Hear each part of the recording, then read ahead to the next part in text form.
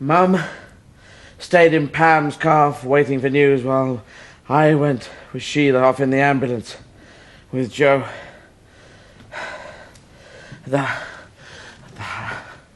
hospital was all stations go, voluntary women rushing everywhere with soup and Bibles, St. Bernard standing by. And if there is anything heartening about such a disaster, I think it's the wonderful way this great operation of mercy has moved into action. And of course the uniquely British optimism that suddenly in moments of crisis seems to suffuse the whole nauseating atmosphere. I remember when they first came in, the husband was gibbering and shaking like some spineless dago, but nobody quite knew what to do. Then one of the nurses pointed to the African orderlies and said quietly, "Pull yourself together, man. Set an example." Anyway, the Sawbones got to work with the all-can. And I think there's a chance now, so all our work may not be wasted. And the upshot was, Mum's feather finally fluttered. Sheila could hardly stand what with anxiety and relief, so they gave her a bed for the night. Joe was staying in, of course. They couldn't say how long, perhaps a week.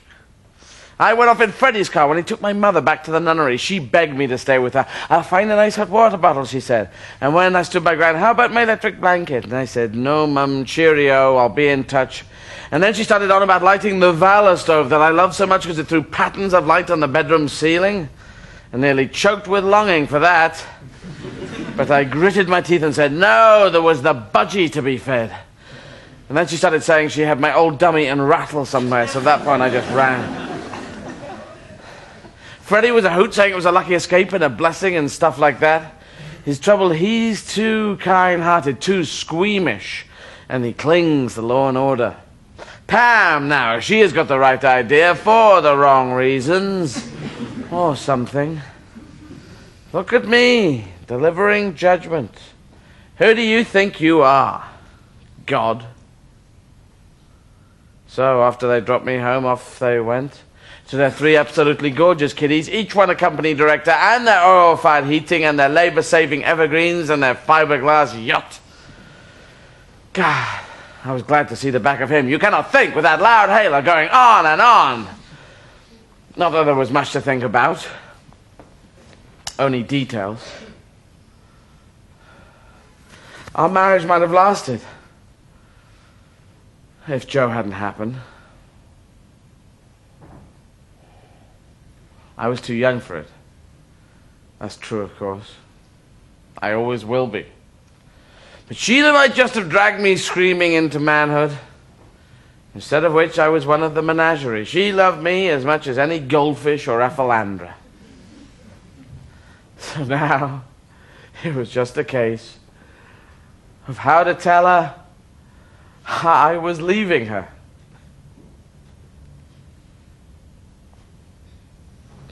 And when I looked into it, I saw it wasn't only a question of Joe, but also my ambitions. And the first time I saw Father Christmas, and this backache's worse than yesterday, and the pattern on the ceiling. So in the end, I'd better just creep away without a word.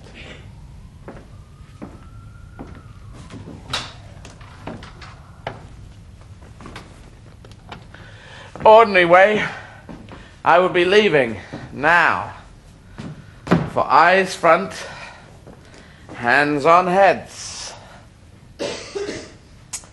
But never again.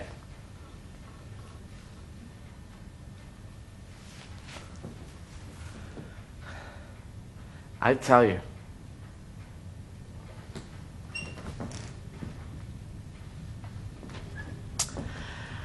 Well,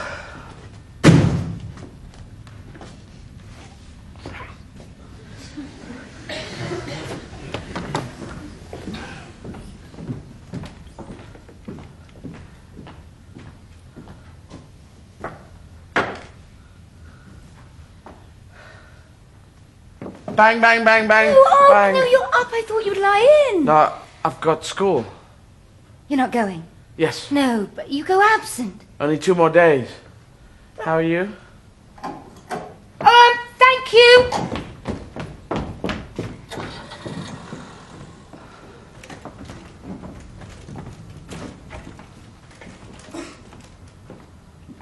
There we are, lovely. See, you're home again. I thought they were keeping her in for a few days. And they did want to. But, I mean, Bri, what's the point? You know, I've nursed her through pneumonia, flu, or colds that I can count. Why bother busy nurses? How are you, lovely? Still a bit dopey, you know. Her pulse is stronger, though. Oh, she's breathing well. She's as tough as old boots, Dad. She'll get the Queen's telegram, yeah? You'll see.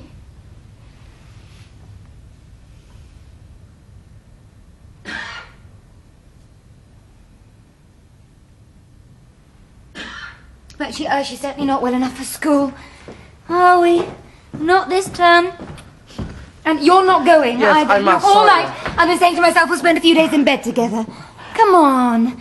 I'll ring the head if you're frightened. Not fair on the other star. I thought I'll get him before he's up, and I'll make him bacon and eggs and fried apple rings. And did you have something hot? Tea and toast, and I fed